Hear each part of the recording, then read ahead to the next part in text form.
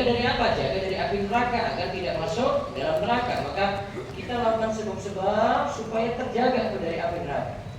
Berarti hal-hal haram diingatkan, hal-hal yang menyimpang diingatkan.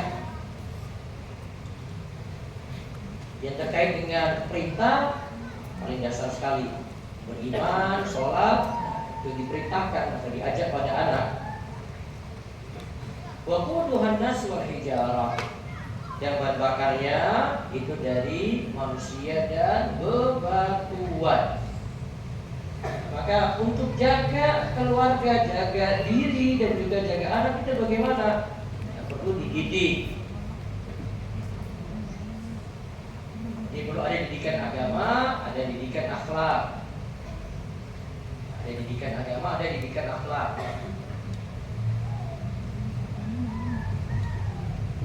Di sini juga ditegaskan lagi perintah untuk jaga keluarga dalam sabda Nabi kita Muhammad sallallahu alaihi wasallam. Kullukum ra'in. Setiap kalian itu adalah pemimpin. Wa kullukum mas'ulun 'an ra'iyatihi. Setiap kalian itu dimintai tanggung jawab dari apa yang berada di bawah dia, dari tanggung jawab dia, tanggung jawab atas yang dipimpinnya. Warajulu ra'in fi ahlihi. Seorang laki-laki, seorang pria, dia punya tanggung jawab pada keluarganya. Wa mas'ulun 'an ra'iyatihi, dan dia bertanggung jawab atas mereka. Nanti dalam lanjutan hadis ini juga istri dia tanggung jawab untuk urusan-urusan di dalam rumah. Nah, maka dimintai tanggung jawab. Saya akan bawa satu kisah menarik dari kita, bagaimana pengurusan anak di masa silam walaupun tidak ada ayahnya. Terus mengapa orang tua yang sejati adalah cinta yang bertanggung jawab, yang tidak hanya memeluk ketika anak itu menangis, tapi juga menegur ketika mereka melenceng. Mulai kalau sudah menginjak usia makin balik, pubertas, mau usia balik, itu sudah pikirannya beda. Apalagi sudah usia balik, SMA, tergantung lingkungan nanti dia di sekolah. Maka mengarahkan saat mereka bingung dan mendampingi mereka tumbuh dalam iman dan adab. Nah, cinta semacam ini akan membuahkan generasi yang soleh. Ya, anak-anak yang demikian akan menjadi penyejuk mata, penghibur jiwa, bahkan penyelamat orang tua mereka kelak di akhirat. Nah, sebelum itu ada pembahasan setelah ini ada tentang manfaat anak soleh nanti di akhirat. Saya bawa satu kisah, nanti bisa lihat di website saya rumahsya.com, saya baru post tentang kisah Faruq dan Robi'ah. Ini ayahnya pergi hampir 30 tahun gak pulang-pulang. Bukan LDR hanya 1 bulan, 30 tahun. Diriwayatkan dari para ulama Madinah, ada seorang ayah namanya Faruq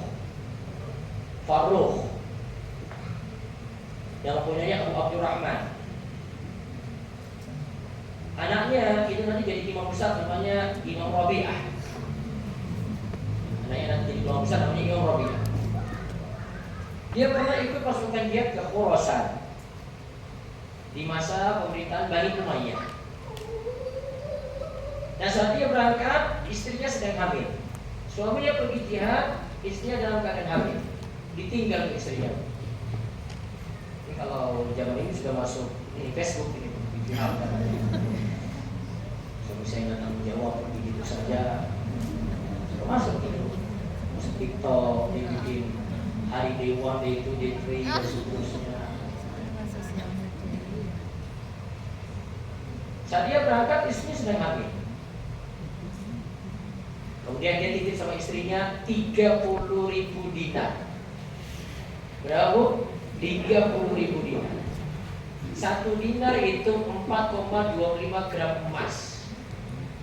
30.000 berapa?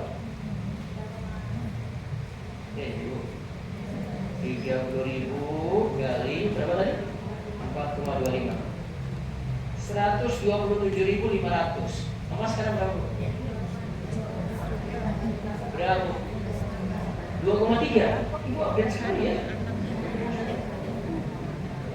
Aset emas ini. 2.300.000 ya. Oke, itu ya. Berapa? Hah? 2,9 kali 10 pangkat 11, 10 pangkat 11, 10 pangkat 11 berapa? Mungkin kan ibu nulis 11 kan terlalu banyak ya.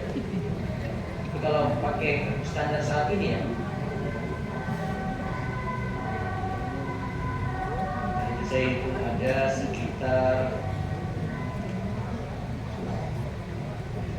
sekitar 290 miliar kalau di bawah sekarang, bukan dulu. Ini pokoknya banyak. Pokoknya 30.000 dinar. Sebelum berangkat dia kasih, ini kamu 30.000 dinar, pegang ini. Berarti untuk keperluan dia sama anaknya. Kemudian dia tidak kembali ke Madinah kecuali setelah 27 tahun. Jadi anaknya sudah 27 tahun juga, Bu. Sudah besar itu. Setibanya di rumahnya, dia pulang, tiba di rumah, dia turun dari kudanya dengan tombak di tangan karena habis jihad. Lalu mengetok pintu dengan tombak tersebut, tiba-tiba keluar seorang pemuda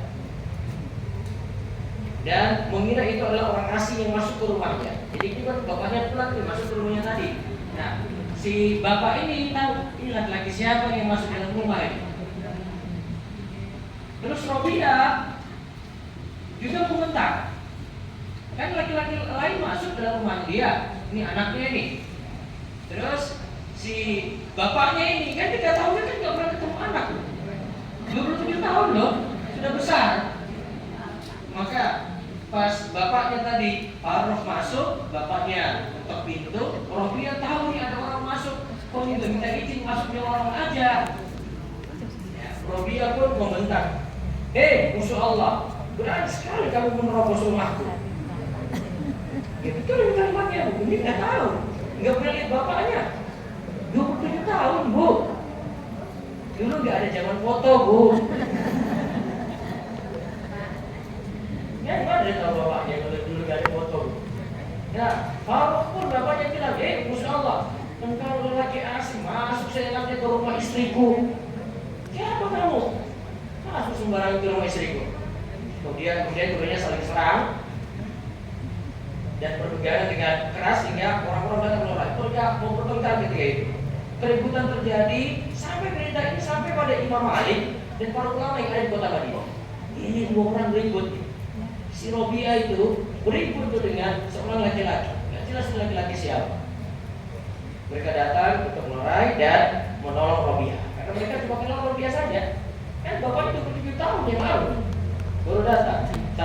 Saat itu Robiah bersikeras dikatakan, demi Allah aku tidak akan melepaskanmu kecuali di hadapan penguasa. Jadi masalahnya masuk sidang aja ya. Diperkarakan saja di laki-laki ini. Sembarangan aja dia masuk ke rumah. Lalu juga berkata, demi Allah aku tidak akan melepaskanmu kecuali di hadapan penguasa karena engkau bersama istriku. Kamu keluar dari rumah istriku dan kamu ngapain di dalam? Keributan terjadi semakin ramai hingga akhirnya Imam Malik datang. Begitu melihat beliau, semua orang diam. Imam Malik pun berkata kepada Farouk, wahai Syekh, masih banyak tempat tinggal lain bagimu selain rumah ini. Farouk jawab, ini adalah rumahku. Saya Farouk, Maulah Bani Fulan, saya bekas budak dari Bani Fulan. Mendengar itu istrinya pun keluar. Berarti ibunya siapa? Robiah, ibunya keluar. Ibunya keluar ketika itu, benar, ini suamiku. Kemudian dia bilang, ini anakmu yang aku kandung saat engkau berangkat dulu. Berarti kira-kira anaknya usia berapa, Bu? 27 tahun. Dia beritahu, ini anakmu ya suamiku, kamu kemana aja? Ini anakmu ini. Ketika keluar masuk ke rumah, dia berkata kepada istrinya, ini benar anakku. Istrinya, iya. Baru berkata, keluarkan uangku dulu yang kutitipkan. Dan sekarang aku juga bawa 4.000 dinar lagi. Dulu kasih berapa? 30.000. Coba lihat bro, masih minta lagi 30.000 bro. Ya, kalau dikonversikan sekarang itu bisa miliaran itu. Tapi bukan situ ceritanya. Saya berkata, uang tadi aku telah simpan, aku telah menguburnya, dan aku keluarkan setelah beberapa hari. Dan aku akan beritahu uang itu lari kemana. Nah, sementara itu Rabi'ah pergi ke masjid. Dulu di majelis ilmunya, saat itu banyak tokoh hadir. Ada Imam Malik, ada Al-Hasan bin Zaid, ada Ibn Abi Ali Al-Lahabi, ada Al-Masahiki, dan Pembesar Madinah. Orang-orang pun mengelilingi Rabi'ah dalam majelis ilmu yang penuh. Berarti semua mengelilingi Rabi'ah tadi. Putranya Faruq, jadi ulama. Semua datang belajar pada Rabi'ah, pada Imam Rabi'ah bin Faruq tadi. Kemudian ibunya berkata kepada Faruq, keluar sholat. Dia bilang pada suaminya, sekarang sholat di masjid Rasulullah SAW dan itu masjid Nabawi. Ini ceritanya di masjid Nabawi. Maka Faruq keluar, setelah sholat dia melihat sebuah majelis besar. Lalu dia dekati orang-orang memberi jalan. Saat dia melihat, ini siapa pengajarnya ini? Ini orangnya sekali. Ya, siapa yang ngajar di depan itu? Ternyata dia lihat anaknya sendiri. Dia sampai tidak percaya. Terus dia pulang ke rumah. Dia bertanya, siapa pemuda ini? Mereka jawab sebelum pulang, ya, dia tanya dulu siapa ini? Rabi'ah bin Abdurrahman. Kemudian Faruq pun kagum, kemudian dia pulang ke rumah. Sungguh Allah telah mengangkat derajat anakku. Dia pun pulang dan berkata kepada istrinya, sungguh aku melihat anakmu dalam keadaan yang belum pernah kulihat seorang pun, dan dari ahli ilmu dan fikih seperti dia. Dia ikut pengajiannya. Kemudian ibu tadi itu berkata, sekarang mana yang lebih kau cintai? 30.000 dinar, ya, atau anakmu saat ini? Kata dia minta 30.000 dinar kan? Kan dia tanya 30.000 dinar, saya titip kemarin di mana? Maka dia tanya, kamu pilih 30.000 dinar atau anakmu saat ini? Maka Faruq jawab, aku lebih mencintai keadaan anakku saat ini. Maka ibunya jawab, ketahuilah aku telah menghabiskan seluruh harta itu untuk mendidiknya. Habis berapa tadi bu? 30.000 dinar. Faruq jawab dengan penuh ridho, demi Allah engkau tidak menyia-nyiakan harta tadi. Baik, saya kasih kuis. Hadiah pertama umroh.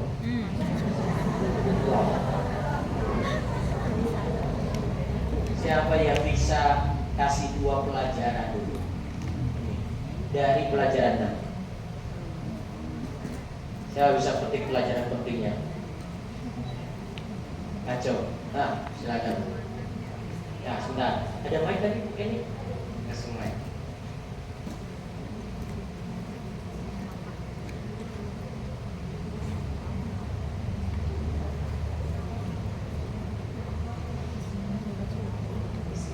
Istri yang amanah, Ustaz.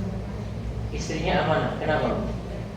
Menghabiskan harta yang dititipkan suami untuk mendidik dan mengajarkan hal-hal yang Masya Allah, dia nggak beli emas, dia nggak beli tas branded bu. Ya saja. Amanah sekali kan?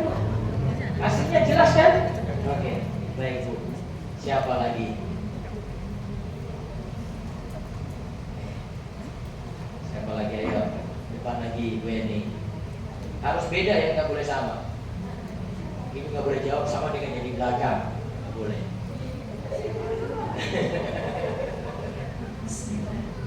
Kedudukan ilmu lebih tinggi daripada harta. Kedudukan ilmu lebih tinggi daripada harta. Apa tadi pembahasannya? Buku bisa nyambung ke situ. Apa tadi pembahasannya? Buku bisa sampai ke situ.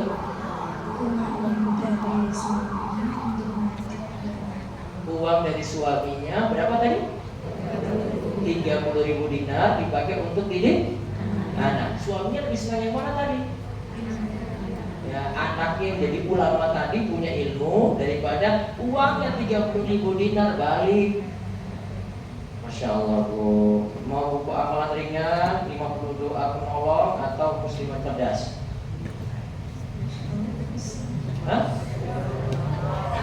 Jangan semua satu. Hah? Bagaimana? Oh terserah ini 52 sulit, monggo mudah-mudahan manfaat. Siapa lagi? Ya, coba. Harus beda. Betapa seorang istri sedang mendidik anaknya ketika tidak ada suami. Sabar sekali ya Bu ya. Sampai Masya 30 Allah. tahun. Tapi kok ibu-ibu tuh kalau ditinggal seminggu aja sudah komennya luar biasa. Masuk WA story, masuk Instagram, ada Bu, ibunya masih hidup kok ibunya. Komen terus. Belum apa-apa. Tadi berapa lama tadi dia tinggalkan tadi Bu? Bagaimana? Amalan ringan, mau berdoa, mau muslim cerdas. Sudah punya semua. Wes tak kasih aja. Dan juga kasih aja untuk yang lain. Nah. Ada lagi. Masih ada 3. Harus beda-beda. Mana? Nah, silakan. Nanti bang sana ya.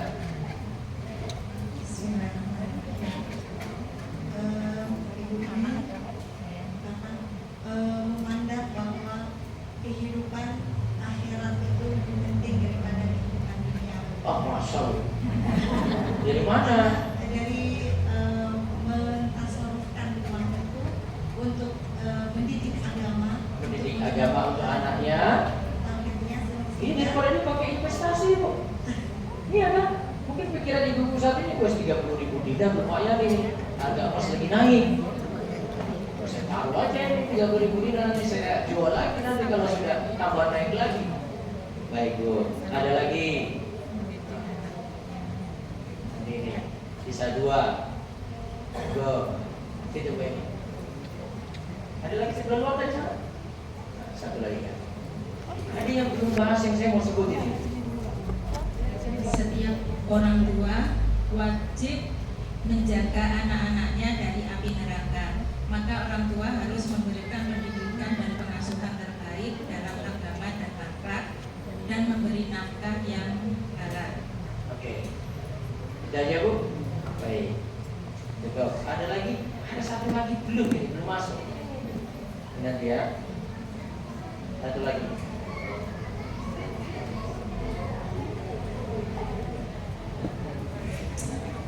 Mana lagi ya? intinya dalam model pendidikan anak itu adalah dari teladan orang tua. Mana teladannya? Iya, orang tua harus memberikan teladan kepada anaknya. Terus didiklah anakmu itu dengan agama dan akhlak. Tegur anak jika Anda melakukan Baik. melenceng gitu. Arahkan dan dampingi anak dengan adab. Baik, bisa. Karena tadi anaknya berhasil dari didik juga akhlaknya bagus. Karena orang-orang pada belajar pada dia. Ada lagi satu yang belum Bu.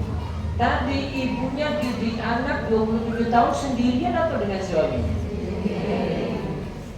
Apa pelajarannya? Faktor pentingnya itu pada ibu. Walaupun sosok ayah juga diperlukan, tapi faktor besarnya dia sampai anaknya Robiah itu jadi ulama besar dari ibunya sendiri loh, dari 27 tahun. 27 tahun. Tapi kalau ada sosok ayah tentu lebih baik. Kita tidak menginginkan ayah di sini, Bu. Betul nggak? Ada ayah tentu lebih baik, lebih sempurna karena ada sosok laki-laki di keberanian, kepahlawanan, tegas. Itu pada laki-laki, Bu. Kalau pada si perempuan, dia kasih sayang, lemah lembut. Boleh jadi usul kita pada ibunya Robiah tadi, istrinya Faro, dia handle semuanya, sisi bapaknya pun dia kuasai di situ. Untuk didik anaknya tadi. Untuk didik anaknya tadi. Tapi ingat dia sendirian nih, 27 tahun. Tapi yang jelas ada sosok ayah tetap lebih baik. Walaupun kita tahu dalam kisah sejarah ada yang cuma besarkan anak, hanya ibu saja. Siapa contohnya? Siapa contohnya? Isa bin Maryam. Siapa lagi? Siapa lagi, Ibu? Nabi Ibrahim tinggalkan istrinya siapa? Kemudian beliau pergi balik lagi itu disuruh biarkan di sekitar Ka'bah saja, sehingga ada kisah air Zam-Zam. Hajar apa Sarah, Bu? Hajar. Itu dengan anaknya sendiri itu Ismail. Tapi barangkali kita harus telusur ayahnya, kenapa tidak ada di sini Farouk? Ada kepentingan yang lebih besar. Ini perintah berjihad. Beda sosok ayah memang hilang, tapi karena ada suatu hal yang lebih penting, lebih urgent. Tapi ada yang tidak ada sosok ayah, pendidikan jadi bermasalah. Anak ada malas ibadah gara-gara ayahnya ada. Ayahnya ada, tapi sosoknya tidak ada. Tidak kasih teladan. Pernah hadir di suatu SMA, terus ada seorang pemuda nanya ke saya, Ustaz, apa kiatnya saya biar rajin sholat berjamaah? Saya cuma kasih pertanyaan spontan saja. Bapakmu maaf, sholat berjamaah di masjid atau tidak? Enggak, Ustaz. Nah, itu salah satu faktor kamu agak malas-malasan. Saya bilang salah satu faktor saja. Walaupun ada bapaknya tidak berjamaah, anaknya berjamaah ke masjid, dia nggak peduli bapaknya. Saya pergi sendiri aja. Dia nggak peduli ayahnya. Ada kayaknya. Tapi ada juga yang ingin lihat bapaknya. Sampai seorang anak ambil contoh jelek juga dari bapaknya. Apa faktor anak itu bisa merokok faktor paling besar? Ada yang di bapaknya di rumah. Dan ada seorang bapak itu yang marahin anaknya gara-gara anaknya merokok. Kalau bapaknya perokok berat, awas kalau kamu merokok ikut saya ya. Bapaknya marah-marah. Gimana mau? Siapa sih rokok anaknya? Tiap hari dia bapaknya merokok di depan rumah. Harus ambil contoh. Yang terlepas dari situ. Kadang-kadang ayah hadir, tapi tidak kasih contoh yang baik, atau tidak ada peran apa-apa. Kita dengan kisah ini, Bu, ayahnya nggak hadir, tapi sosok ibu wakili semuanya. Nah, berhasil tuh anaknya tadi. Ayah, Farouk lebih milih, penting ini, anak saya dididik, jadi soleh luar biasa, ilmunya luar biasa. Semua ulama belajar dari anaknya. Robiah, di Farouk, semua belajar dari sini. Dia lebih milih ini daripada 30.000 dinar yang kembali. Dia mau kasih istri lagi 4.000 dinar. Dia sudah 30.000 saya tidak pilih. Saya lebih suka ini anak saya seperti saya ridho anak saya seperti ini. Nah, yang kamu tanyakan kemarin tuh 30.000 itu ada di mana? Ini hasilnya ini dididik. Tapi istrinya tetap jaga amanah tadi, dipakai untuk apa? Contoh pendidikan yang berhasil. Tidak ada sosok ayah yang pergi 27 tahun, tapi ibunya berhasil ini. Bahkan banyak, tidak sedikit ibu-ibu yang ini seperti ini juga. Cuma sosok ibu saja. Ada yang tumbuh besar. Jadi orang-orang sukses semua. Coba kita lihat lagi pelajaran sini Allah Ta'ala berfirman ini tentang anak yang nantinya mendapatkan syafaat dari orang tua. Walladzina amanu wattaba'atuhum dzurriyyatuhum biimanin alhaqna bihim dzurriyyatahum wa ma alatnahum min 'amalihim min syai' kullu imri'in bima kasaba rahim. At-Tur ayat 21. Dan orang-orang yang beriman, terus anak cucu mereka juga mengikuti dalam keimanan. Kami hubungkan keturunan mereka ini dengan mereka di surga. Dan kami tidak mengurangi sedikit pun dari pahala amal mereka. Tiap-tiap orang terikat dengan apa yang dikerjakannya. Lihat gambarannya itu kayak gini. Ini orang tua, ini imannya lebih, Bu. Dia punya anak-anak, imannya kurang sehingga kedudukan di surga juga kurang, Bu.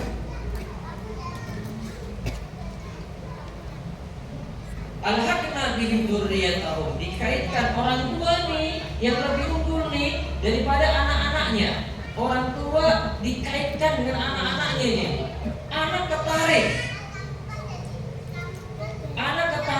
karena apa? Orang tua tarik anaknya kurang. Alhaqna bihim dzurriyyatahum, tarik nih anak-anak mereka ini dengan syafaat. Syaratnya ingat, syarat pentingnya ada iman, ada iman. Kalau salah satu dari dua ini tidak ada iman, artinya kafir. Lawan dari iman itu kafir.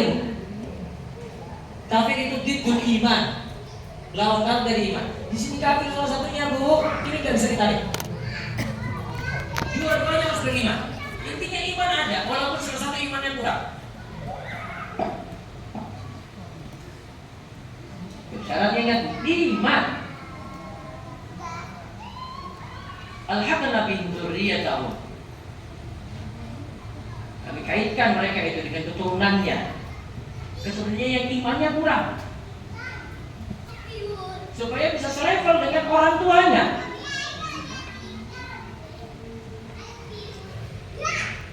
Wa ma'alatnahu min amalihim min syai', dan kami tidak mengurangi sedikit pun dari pahala amal mereka. Tiap-tiap orang terikat dengan apa yang dikerjakannya.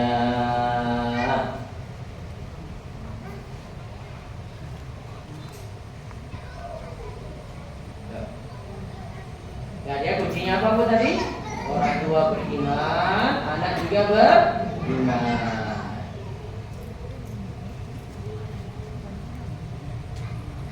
Terus Rasulullah SAW mainkan antara didikan yang baik dan pahala yang terus mengalir. Di manfaat lainnya lagi nih, pahala terus mengalir. Jadi dari sisi anak ini, anaknya soleh, pahalanya ngalir pada orang tuanya lewat doa.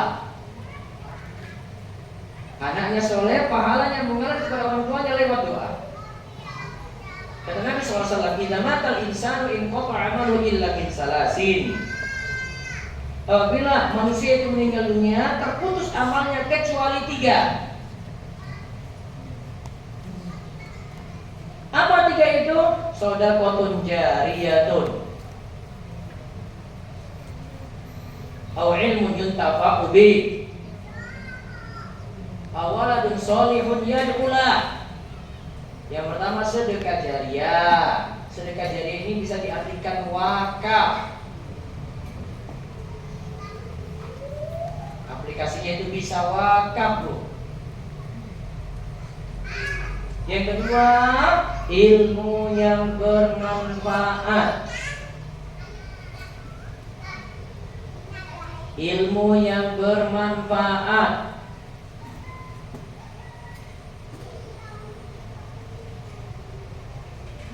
Yang ketiga, waladun soleh, anak soleh, yad'u lahu, yang mendoakan orang tuanya. Maka syaratnya, Bu, anak. Pembahasannya sini anak kandung. Kalau bukan hubungan langsung, berarti masuk ke umuman doa seorang mukmin pada orang mukmin yang lainnya. Kalau sini kita bahas anak kandung. Bisa juga jadi dimasukkan cucunya. Jadi anak cucu keturunan ke bawah. Waladun sholihun, terus disyaratkan lagi yang kedua, soleh. Soleh itu kata Imam Ibnu Hajar Asqalani di Fathul Bari. Soleh punya 2 syarat. Soleh punya 2 syarat, yaitu menunaikan hak Allah, dan yang kedua menunaikan hak sesama.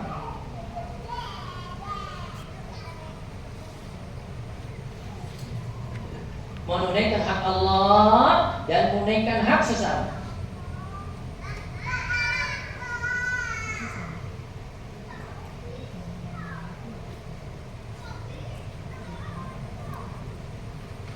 Terus yang ketiga di sini sifatnya yad'u lahu, rajin doakan orang tua terus.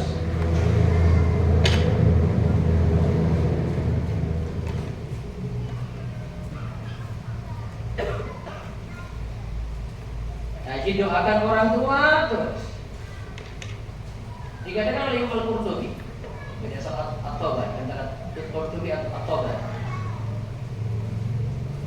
Pengamalan ayat washkurli wali walidayya wa ilainal masir. Surat Luqman disebutkan bersyukurlah kepadaku dan juga kepada orang tuamu dan kepada kamilah engkau nantinya itu akan kembali. Sini kata para ulama, prakteknya itu adalah ini mewujudkan bentuk syukur pada orang tua. Terima kasih pada orang tua. Beribadahlah pada Allah dengan sholat 5 waktu. Lalu setiap sholat 5 waktu jangan lupa berdoa kepada Allah untuk orang tua. Maka itu pengamalan 2 hal tadi. Bersyukurlah kepadaku, yaitu kepada Allah, dan bersyukur kepada orang tua. Setiap sholat 5 waktu doakan orang tua. Maka itu termasuk bentuk bakti kepada orang tua. Ya tadi anak, terus yang kedua punya sifat soleh, maka ini anak jadi soleh sangat-sangat penting sekali. Karena ada tujuan ini. Terus yang ketiga, dia punya sifat rajin doakan orang tua. Dan anak kalau doakan orang tua lebih rajin daripada yang lainnya. Kalau orang lain masih lihat waktu, masih ingat dia doakan. Seminggu, 2 minggu masih ingat. Tapi kalau yang waktu sudah sampai kemana sendiri dia sudah lupakan itu. Beda dengan anak bu. Anak kalau ingat orang tuanya terus dia ingin doakan terus. Kalau sudah 20 tahun yang lalu, 30 tahun yang lalu dia akan doakan.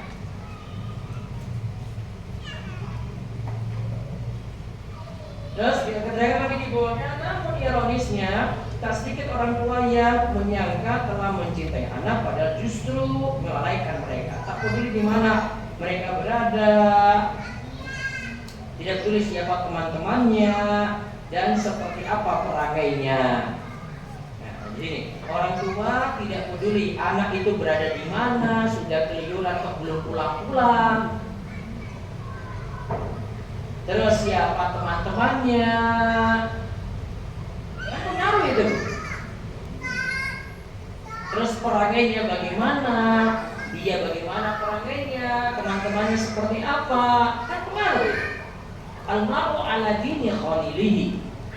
Seseorang itu berpengaruh pada agama teman dekatnya. Itu kata Nabi SAW, "Falyanzur ahadukum ayyu khalil." Maka lihatlah siapa yang jadi teman dekatmu. Teman dekat berpengaruh. Mereka akan membimbing juga. Bahkan ta'ajub terhadap kesalahan anaknya. Kesalahan paling sering dibiarkan sholat. Kalau dibiarkan saja, anaknya gak bangun subuh, ya sudah buatnya sudah, biar aja. Kalau sudah balik, sudah kena kewajiban, sudah kena beban taklif.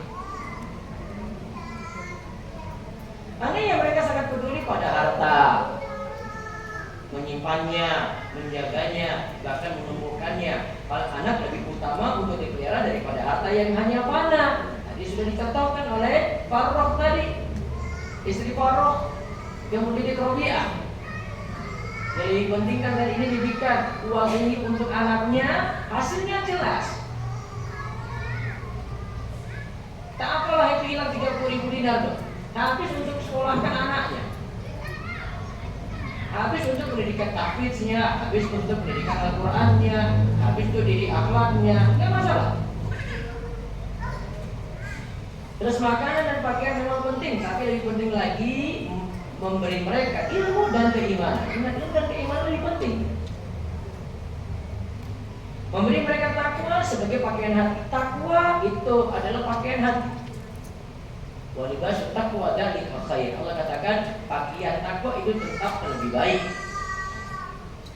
Karena itu akan menjaga mereka dalam segala kondisi. Nah sekarang bagian yang terakhir ini tentang adilnya orang tua pada anak. Apalagi kalau anak-anak itu sudah besar, sudah bisa berpikir. Apalagi anak-anak sudah berkeluarga, juga harus adil dalam masalah ini. Cinta harus adil. Tak boleh ada anak yang diistimewakan dalam pemberian tanpa alasan yang syar'i. Nah, nggak boleh berikan yang satu, yang lain tidak diberikan. Coba lihat kisah berikut ini tentang Nu'man bin Bashir. Rasulullah bersikap tegas terhadap orang tua yang pilih kasih. Lihat kisahnya dari Nu'man bin Bashir. Ayahnya menghadiahkan satu budak kepadanya. Cuma pada Nu'man, padahal masih ada anak-anak lainnya. Lalu Nabi SAW bertanya, "Ini nahaltu ibni hadza gulaman?" Apakah semua anakmu kau beri seperti ini? Kemudian dia jawab, "Tidak." Nah, kemudian dikatakan di situ, "Tarik kembali pemberianmu." Dalam riwayat lain dikatakan, "Ittaqullah wa'dilu baina auladikum." Bertakwalah kepada Allah, adillah pada anak-anakmu. Jika dia berikan budak tadi kepada anaknya, terus ditanya, "Akulah waladika nahal tamislahu?" Apakah semua anakmu diberikan seperti itu? Dia jawab, "La, tidak." Kemudian Nabi SAW katakan, "Farji'hu, tarik hadiahnya kembali." Kemudian dalam riwayat lain Nabi SAW katakan, "Ittaqullah, bertakwalah kepada Allah, wa'dilu baina auladikum, buat adillah pada anak-anak kalian." Dalam lafaz yang lainnya, "Fa inilah asyhadu ala jawrin." Aku tidak mau menjadi saksi atas kezaliman. Nah, pelajaran penting dari sini, Bu, namanya adil harus ada pada anak-anak meskipun tidak sama. Kadang-kadang orang tua itu pandang sesuai kebutuhan. Yang penting adil dulu. Kalau memang konsekuensinya harus dibuat sama biar tidak terjadi konflik, ya kasih semuanya sama. Kalau orang tua pandang ini lebih butuh, sampaikan pada yang lainnya lagi. Maka ada catatan berikutnya ini, Bu. Namun jika pemberian itu karena kebutuhan seperti biaya pendidikan, kan ada anak yang biaya pendidikannya lebih, yang lainnya itu biasa. Ada pengobatan, ini lagi sakit kok. Atau ada pernikahan, ini mau menikah. Maka tak mengapa diberikan khusus karena itu karena itu itu adalah bentuk pemenuhan hajat, bukan keistimewaan, karena kebutuhan. Berarti boleh orang tua beri berdasarkan kebutuhan. Tapi asalnya namanya pemberian itu harus adil. Dan inilah yang berlaku tentang masalah hibah. Hibah itu apa? Pemberian ketika hidup, dieksekusi ketika hidup. Hibah itu apa, Bu? Pemberian ketika hidup, dieksekusi ketika hidup. Kaidahnya pada anak-anak dianjurkan sama. Tuh, anak-anak dianjurkan sama. Oh, anak pertama sudah dapat nih, anak kedua juga. Jangan pilih kasih. Kalau pilih kasih tadi ditegur oleh Nabi SAW dalam hadis Nu'man bin Bashir. Nu'man dikasih, Bashir bapaknya tidak kasih anak-anak yang lain. Karena kita tegur itu, Allah, bertakwalah kepada Allah. I'dilu baina auladikum, buat adillah pada anak-anak kalian. Kan kalau dalam masalah hibah, pemberian ketika hidup, dieksekusi ketika hidup, harus adil sama, Bu. Kalau untuk waris beda lagi, Bu. Kalau waris ikut pembagian syar'inya, Bu. Waris dengan hibah bedanya apa? Waris itu pembagian setelah meninggal, dibagi setelah meninggal, Bu. Yang akan mewariskan dipastikan meninggal dulu. Yang dikasih dipastikan hidup.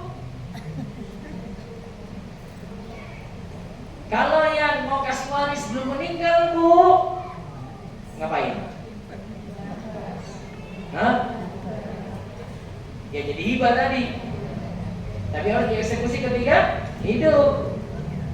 Kalau dia menuntut waris, belum dibagi sampai dipastikan meninggal. Pembahasan waris itu. Pembahasan waris nanti bentuknya yang istri bukan masalah sama, tapi ada perbandingan lidzakari mithlu hadzal unsayyain. Laki-laki itu 2 kali daripada perempuan.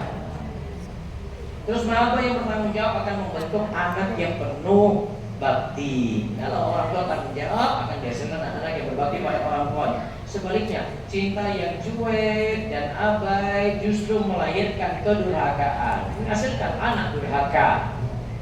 Karena orang tua cuek, orang tua abai, tidak perhatikan pendidikan anak, maka akhirnya jika suatu saat anak membalas perlakuan orang tuanya sesuai apa yang dahulu mereka terima. Ada anak yang sampai mungkin dulu, bapak saya dulu gak pernah perhatikan saya kok. Saya gak mau bantu bapak saya. Sampai ditanyakan kayak gitu. Padahal ini salah juga. Karena namanya bapak gak bisa dihapus statusnya. Status bapak gak bisa dihapus. Gak ada mantan bapak, gak ada. Tentang anak kalau itu bapaknya tetap bakti pada orang tua. Ustaz, bapak saya dulu tinggalkan saya dirawat sama orang lain, bapak saya nggak pernah tanggung jawab. Itu tetap bapak kamu. Kenapa dengan tidak mau maafkan bangsa? Maka tayyana jika suatu saat anak membalas kelakuan orang tuanya sesuai dengan yang dahulu mereka terima, karena begitulah sunnatullah. Dimana seorang memperlakukan, begitulah ia akan diperlakukan. Dan ingat, dalam Islam itu hukumnya selalu adil. Dibalas ini boleh dibalas lagi. Maka wajar kalau orang tua itu cuekin anak, anak cuekin lagi nanti.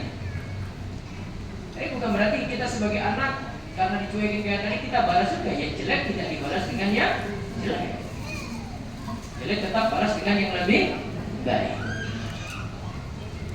Ada satu kisah di Saudi Arabia. Saya baru baca tadi pagi. Dia ada seorang itu ada namanya Fauzan dan Abdullah. Satu mereka bertengkar dan si Fauzan ini dia bunuh si Abdullah tadi. Di Saudi, ya, konsekuensinya kalau bunuh orang kisos, hukum mati. Kemudian akhirnya pengadilan memutuskan Abdullah itu dihukum mati. Abdullah mati, Fauzan dihukum mati. Gara-gara bunuh Abdullah kan. Dia keluarga awalnya terima itu. Kemudian saatnya eksekusi mati si Fauzan. Ketika mau eksekusi mati, ternyata dia keluarga korban ini memikirkan, baik, saya maafkan si Fauzan walaupun dia sudah bunuh anak saya, tapi saya kasih syarat. Saya minta supaya dia bisa selamat dari hukuman mati ini, dia jadi hafiz Al-Quran 30 juz. Kalau dia bunuh ini, selamat dia dari hukuman qisas. Karena itu tergantung keluarga aja ini. Keluarga bilang, lanjut. Keluarga bilang, saya maafkan, selesai. Akhirnya apa? Bertekadlah si pembunuh tadi itu mau eksekusi mati. Hafal Al-Quran 30 juz. Setelah selesai hafalkan, bebas dia dari hukuman mati. Pihak keluarga senang sekali. Ternyata balasan untuk anaknya tadi itu nggak mesti orang lain dibunuh juga. Walaupun itu hukum yang adil. Ya, ternyata lebih besar memaafkan. Buktinya ini dia punya jasa untuk buat si Fauzan tadi itu hafal Al-Quran. Itu jadinya itu si pembunuh jadi penghafal Al-Quran itu judulnya. Bukan orang-orang kayak gini berat kalau di sini Saudi itu masya Allah orang lama sekali. Terus yang terakhir, merangkul orang tua kepada anak bukan diukur dari berapa banyak hadiah yang diberikan, tapi seberapa besar upaya untuk menjadikan mereka jadi soleh. Jadi intinya itu solehnya. Mau beri apapun silakan, tapi solehnya itu yang lebih penting. Mendidik iman, menjaga akhlak, berlaku adil dan memberi kepada mereka secara layak adalah bentuk cinta. Nah, semacam inilah yang menjadi pelita di dunia dan menolong di akhirat. Semoga anak-anak kita menjadi qurrata a'yun. Baik, silakan jika ada pertanyaan.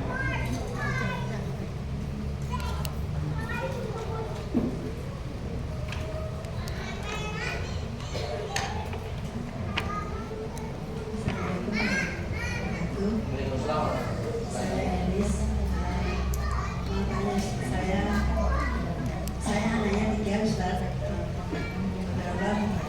Allah mengirim suami saya sudah 20 tahun yang lalu.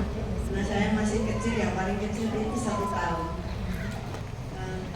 Alhamdulillah sekarang dua sudah menikah, masih ada 1 yang masih kuliah. Pertanyaannya saya gini Ustaz. Batasan kita sebagai orang tua itu, kita itu kan tanggung jawab kita sampai menikahkan gitu loh Ustaz. Terus setelah, apakah anak kalau sudah setelah menikah itu kita diizinkan nggak misalnya memberikan masukan atau alat lagi gitu Ustaz? Batasannya orang tua itu sampai mana gitu untuk menasihati anak? Misalnya saya sudah menikah, tapi karena saya itu merasa punya sebagai ibu itu selalu saya itu cerewet gitu Ustaz. Misalnya anak saya kurang dibina sama suaminya, saya selalu kamu harus begini sama suamimu, kamu harus ini. Saya tuh kadang-kadang aku tuh kan sudah menikahkan gitu, harusnya kan saya tidak perlu menasihati lagi, tapi saya selalu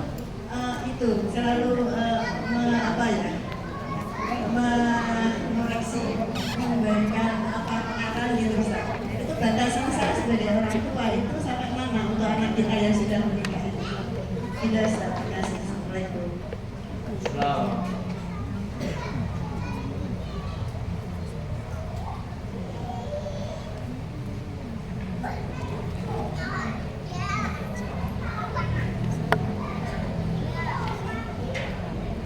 Masalah ini anaknya sudah menikah, beda dengan anak yang masih kecil. Maka kalau kita bagi masalah nasihati anak ini tergantung usia-usia memang.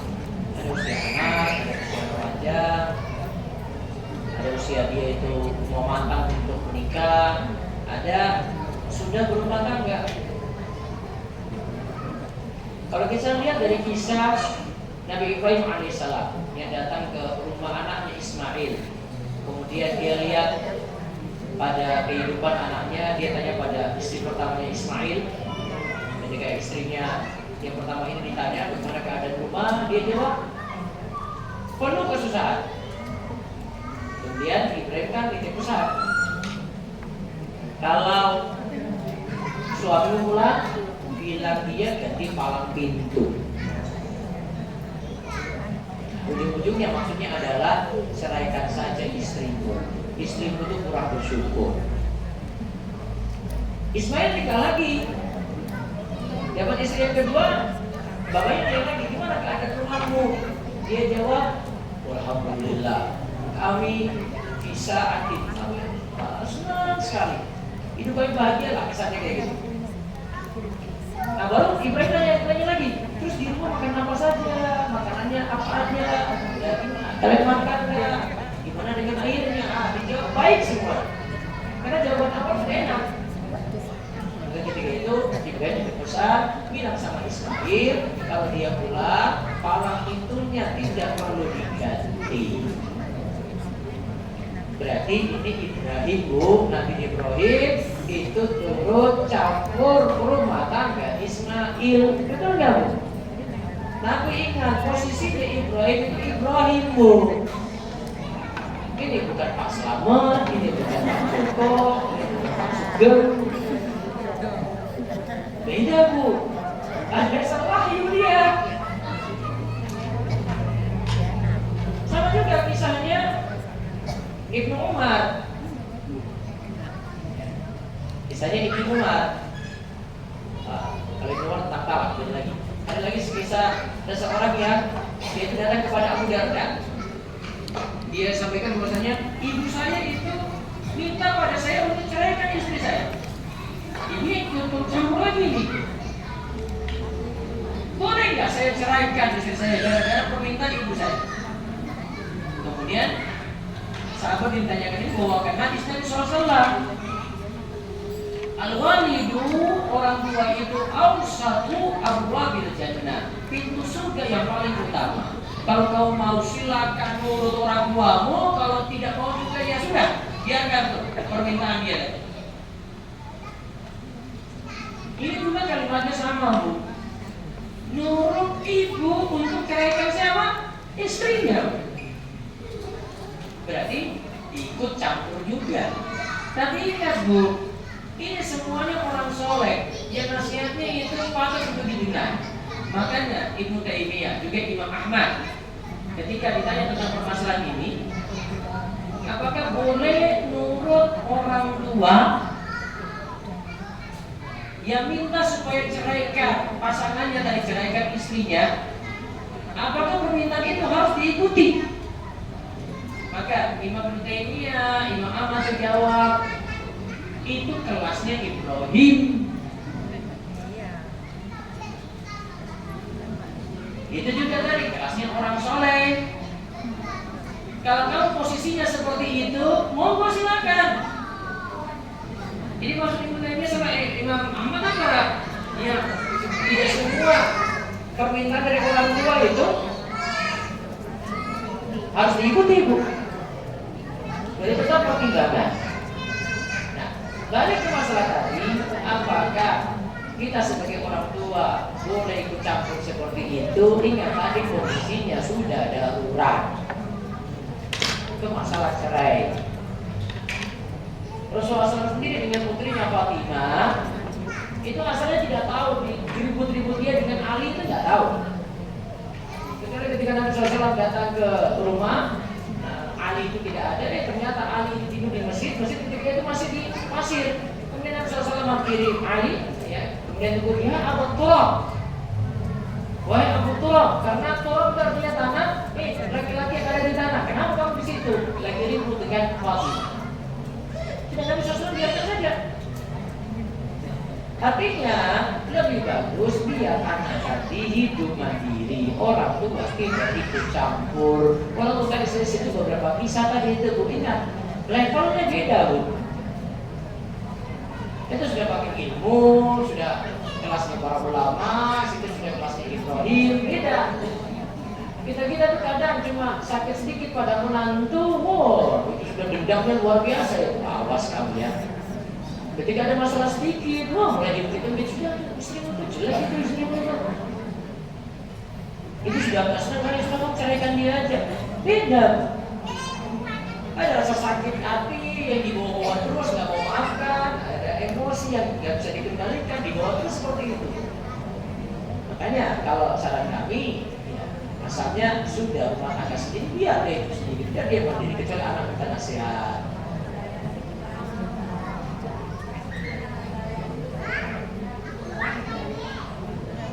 Iya, masalahnya biarkan saya dulu. perempuan besar. Nah, sehingga saya kan kalau melihat itu kepinginnya kan sekarang godaan kan banyak ya Ustaz. Saya selalu memberikan masukan yang baik-baik. Harus jadi istri itu harus apa ya, berbakti, melayani, Ya, kasih nasihat yang baik-baik aja. Jadi saya enggak bisa bilang suruh cerai gitu, enggak, karena Ya, ini saya bawa ke perspektif yang lain, Bu. Aduh, jangan baperan kalau saja. Saya bawa ke saya lain, bukan bisa itu, saya nggak tahu masalah itu tadi, Bu. Saya bawa ke situ ya. Sudah ya, cukup ya, Bu ya. Jadi baperan aja. Saya jawab Bu tadi. Orang tua membagi harta hibah bentuk pembagiannya sesuai hukum waris. 2 untuk laki, 1 untuk perempuan. Apakah pembagian seperti ini diperbolehkan? Orang tua masih hidup. Ini pendapat fikih yang lain. Dibagi 2/1. Ya kalau milih pendapat itu silakan. Saya tidak permasalahkan ini, tapi kalau kita lihat dari kisah Nu'man itu pembagian hibah, Bu. Dalam pembahasan ini tidak ada disinggung 2/1. Dia tidak pakai dalil di zakat itu sahadul untayain. Laki-laki dapat 2 bagian daripada perempuan. Sehingga hukum asal pembagian itu sama. Itulah yang dipilih dalam mazhab Syafi'i. Ustaz, bagaimana menyikapi anak yang tidak sholat? Ajaran keteladanan sholat jamaah dan doa-doa yang dilantunkan sudah kami lakukan, tapi belum mampu menyentuh hatinya. Apakah berdosa bila kami kadang merasa lelah untuk mengajarnya sholat? Apa yang harus dilakukan Ustaz agar anak saya mau sholat? Ini saya belum tahu usianya berapa ini, karena pengaruh ke anak juga. Kalau usianya masih 3 SD ya beda, biarin aja. Tapi kalau usianya sudah menginjak SMP, apalagi sudah ada tanda balik, sudah balik, harusnya diajak sholat. Bagaimanapun tetap ya satu kondisi kadang dipaksa, kadang bisa pakai marah tegas, itu bisa, karena sudah kondisi balik. Beda kalau masih anak ya kelas 3, kelas 4, dia kelas 2, itu mah masih biasa-biasanya, jangan terlalu tegas. Ayo ke masjid, gitu aja. Ya kalau nggak bisa, ke rumahnya, di rumahnya sholat sama ibu, gitu. Paling laki-laki ya. Fakta keteladanan sudah ada, doa juga sudah ada. Berarti hidayah belum masuk saja. Inilah ujian pada anak, ya, dan orang tua mesti bersabar terus. Insya Allah nanti akan ada hasilnya. Nanti anak akan sadar sendiri tentang hal ini. Saran saya tetap sabar terus. Semoga Allah beri hidayah pada anak.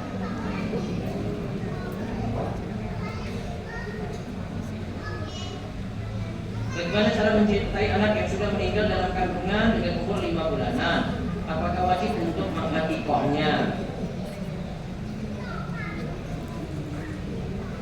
5 bulan berarti sudah ditiupkan roh. Sudah ditiupkan roh, jika meninggal kan sudah ada bentuk. Jika sudah ada bentuk maka disikapi seperti orang dewasa. Berarti nanti dimandikan, dikafani, disolatkan, dikuburkan. Kalau sudah seperti ini berarti dianjurkan tetap beri nama, dianjurkan tetap diakikohi. Wallahu a'lam.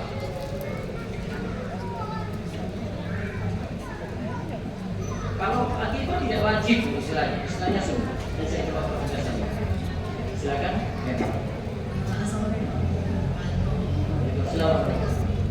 Ustaz, izin bertanya, kalau misalnya dari pesantren tadi itu kan dari bapaknya masih 30.000 dinar. ibunya dari dipakai. Pakai di anak. Kalau misalkan dari bapaknya itu enggak memberikan mereka maupun pendidikan, tapi yang masih dari ibu itu bagaimana? Kalau dikasih ibu, terus bapaknya ada tapi tidak pernah kasih nafkah sama sekali, pergi atau ada di rumah, ada. Ketika ayah tidak punya itu yang saya singgung, ya, sosok ayah ada tapi seperti tidak hidup. Ya harusnya ayah tanggung jawab beri nafkah, namun dia lepaskan nafkah tersebut, itu yang punya peran besar di situ. Dari sini ayah rusak, ayah rusak. Ini dari sisi kita pada dari sisi ayahnya, tapi dari sisi anaknya, apakah boleh balas kezaliman ayahnya tadi? Ini masalah lain. Dari sisi ayah salah nih ayah, tapi apakah anak harus balas ayah tadi? Jadi saya sampaikan, posisi ayah tidak bisa dihapus. Dan sakit anak iya. Dan kalau dia mau berusaha untuk memaafkan, ada kebaikan di balik itu. Ayah salah, sudah diponis saja ada salah di sini. Tapi dari sisi apakah anak harus balas juga kezaliman ayahnya ini? Tidak. Dan jelek tidak selamanya dibalas dengan yang jelek. Semoga bisa memahami dari dua hal yang berbeda secepatnya. Silakan lagi. Ada lagi yang mau bertanya? Enggak, satu lagi.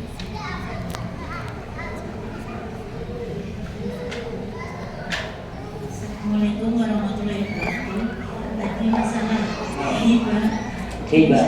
Ya, ibu saya dulu dapat hibah seperti itu, Ustaz, tapi setelah kemarin-kemarin baru disertifikatkan. Apakah itu ibu saya dosa karena tidak dibagi dengan saudaranya? Itu satu. Yang kedua, Hibah dari siapa nih? dari nenek saya. Ya. Yang kedua, sekarang ibu saya menghibahkan tanah itu kepada adik saya. dan ibu saya untuk sekarang masih hidup dan belum ditindaklanjuti, masih tetap Baik, ada 2 kasus ya. Ya, itu bagaimana? Yang pertama tadi ada dari nenek Ya. dibahkan pada anak-anak. Ya. Oke, dapat semua atau tidak? Tidak, hanya ibu saya saja. Ada berapa anak? 5. Ibu saja. Ya, yang dapat hanya ibu saya saja. Kenapa? Karena anak perempuan satu-satunya. Jadi dikasihkan ke anak perempuan satu-satunya. Yang 4 anak lainnya protes atau tidak? Tidak. Tidak. Tapi tidak langsung disertifikat atas nama ibu saya, dan sertifikat itu baru atas nama kemarin Ustaz. Itu pas ketika hidup ya? Bukan sudah meninggal? Kalau nenek sudah meninggal. Iya, maksudnya hibahnya ini ketika nenek hidup. Ya, betul. Sudah selesai. Sudah selesai, nggak usah diungkit lagi. Terus kalau yang sekarang ibu saya menghibahkan ke adik saya. Nama kan nggak berdosa. Saudara anak-anak yang lainnya ada berapa? 7 bersaudara. 7 bersaudara. Ada yang protes nggak? Nggak ada. Betul. Betul. Ada yang ngomong di belakang ya? Saya menanyakan aja, kira-kira sah nggak sih gitu? Iya, tadi saya nanyakan kalau tidak ada yang protes sih aman sih Bu. Tapi keluarga itu kayak gitu, ada yang nggak mau ngomong saja gitu, tapi di belakang gitu, apa sih kamu ini ya? Kalau nggak terima itu aja masalah. Bagi sedia sih. Nanti kayak kasusnya Rupan bin Basir tadi, bagaimana ditegaskan sama Rasul? Kamu bagi ke dia, kamu nggak bagi ke yang lain. Masalahnya nggak bagi ke yang lainnya pada protes Bu. Itu aja. Masalah harta itu konfliknya besar banget. Jadi pastikan dulu itu. Kalau tidak ada masalah berarti sudah ridho. Tapi coba dikumpulkan lagi. Ya harap dikumpulkan lagi. Tanya ke kesimpulannya semua dari ridho enggak gitu. Kita tanggapan masing-masing gitu. Kalau sudah kayak gitu sudah aman berarti itu bagian. Itu aja. Sekarang saya bikin kaidah lagi. Dan ada seorang ustaz nanya ke saya, Ustaz kalau ingin selesaikan masalah konflik gimana? Bisa kaidahnya cuma satu. Aslul khair, setelah ke dia, wasulul khair. Damai itu lebih baik, itu kutipan ayat. Jadi ujung-ujungnya harus damai.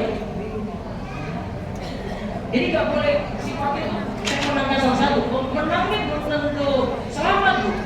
Karena menangnya kalahkan yang lain kecewa, tetap ribut. Maka coba rapatkan lagi, pastikan lagi semua ridho atau tidak. Terus nggak boleh ada omongan di belakang. Kalau itu sudah Bu, aman dan silakan urus secara hukum resmi. Legal formalnya silakan diurus. Berarti yang lainnya sudah ridho. Mungkin ada alasan macam-macam gitu. Silakan. Gitu ya. Terakhir, bagaimana menghadapi jika ada yang menormalisasi sikapnya pada anak yang selalu bicara dengan bentak-bentak pada anak-anaknya? Bagaimana mengubah, bisa menjadi lembut atau sadar bahwa anak adalah tanggung jawab? Ini cuma mengubah karakter dari lembut sampai jadi lembut, yang sebelumnya itu keras. Coba banyak-banyak ikut di kajian-kajian tentang parenting. Nanti bisa ikut di kajian Erla atau semacamnya, itu banyak tips-tips terkait dengan ini. Karena karakter bawaan, kadang kondisi emosional yang bisa dikendalikan banyak, kadang masalah nafkah, kadang masalah finansial, remeh sampai di situ.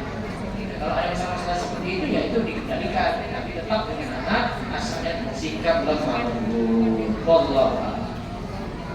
Baik, itu saja. Ini sudah cukup, semoga manfaat. Insyaallah pertemuan berikutnya kita bahas baik atau mencintai kerabat.